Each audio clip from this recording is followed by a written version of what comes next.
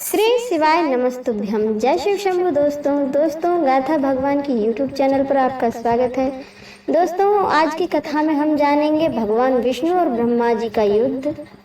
भगवान विष्णु और ब्रह्मा जी के युद्ध पर महादेव जी का निर्णय, ब्रह्मा जी का अभिमान भंग। इससे पहले अगर आपने अब तक हमारे यूट्यूब चैनल को सब्सक्राइब नहीं किया है तो जरूर करें। तो चलिए शुरू करते हैं। पूर्व काल में श्री विष्णु शेष शैया पर शयन कर रहे थे। तब एक बार ब्रह्मा जी वहां पहुंचे और विष्णु जी को पुत्र कहकर पुकारने लगे।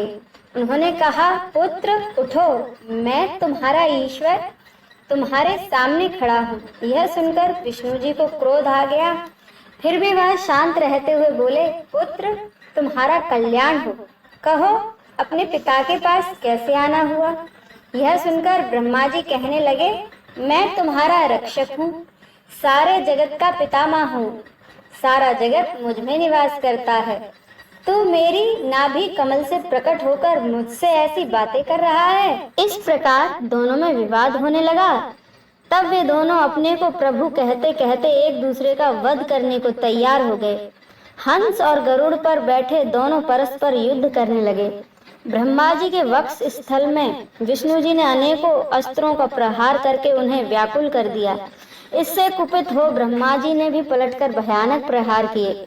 उनके पारस्परिक आघातों से देवताओं में हलचल मच गई। वे घबरा गए और त्रिशूलधारी भगवान शिव के पास गए और उन्हें सारी व्यथा सुनाई। महादेव जी बोले, पुत्रों, मैं जानता हूँ कि तुम ब्रह्मा और विष्णु के परस्पर युद्ध से बहुत दुखी हो।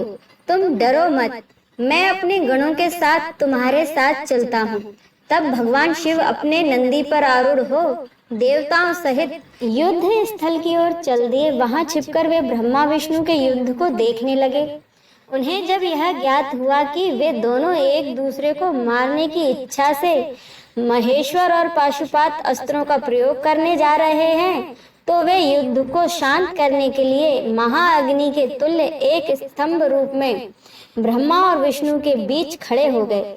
महाअग्नि के प्रकट होते ही दोनों के अस्त्र स्वयं ही शांत हो गए। अस्त्रों को शांत होते ही देखकर ब्रह्मा और विष्णु दोनों कहने लगे, इस अग्नि स्वरूप स्तंभ के बारे में हमें जानकारी करनी चाहिए। दोनों ने उसकी परीक्षा लेने का निर्णय किया। भगवान विष्णु ने सूकर रूप धारण किया और उसको देखने के लिए नीचे धरती में चल दिए। ब्रह्मा जी हंस का रूप धारण करके ऊपर की ओर चल दिए। पाताल में बहुत नीचे जाने पर भी विष्णु जी को स्तंभ का अंत नहीं मिला, अतः वे वापस चले आए। ब्रह्मा जी ने आकाश में जाकर केतकी का फूल देखा। वे उस फूल को लेकर विष्णु जी के पास गए। विष्णु ने उनके चरण पकड़ लिए। ब्रह्मा जी के छल को देखकर भगवान शिव प्रकट हुए। विष्णु जी की महानता से शिव प्रसन्न होकर बोले, हे विष्णु जी, आप सत्य बोलते हैं, अतः मैं आपको अपने समानता का अधिकार देता हूँ।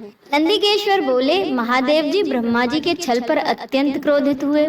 उन्होंने अपनी तीसरी आंख से भैरव को प्रकट किया और उन्हें आज्ञा दी कि वह तलवार से ब्रह्मा जी को दंड दे। आज्ञा पाते ही भैरव ने ब्रह्मा जी के बाल पकड़ लिए और उनका 5वां सिर काट दिया। ब्रह्मा जी डर के मारे कांपने लगे। उन्होंने भैरव के चरण पकड़ लिए तथा क्षमा मांगने लगे।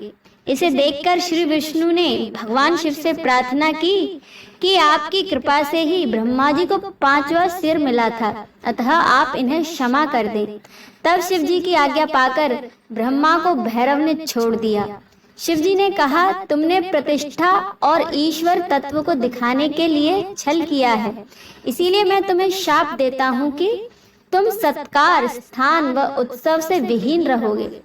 ब्रह्मा जी को अपनी गलती का पछतावा हो चुका था। उन्होंने भगवान शिव के चरण पकड़कर क्षमा मांगी और निवेदन किया कि वे उनका 5वां सिर पुनः प्रदान करें। महादेव जी ने कहा, जगत की स्थिति को बिगड़ने से बचाने के लिए पापी को दंड अवश्य देना चाहिए ताकि लोक मर्यादा बनी रहे। मैं तुम्हें वरदान देता हूँ कि तुम गणों के आचार्य कहलाओगे और तुम्हारे बिना यज्ञ पूर्ण नहीं होंगे। हर हर महादेव।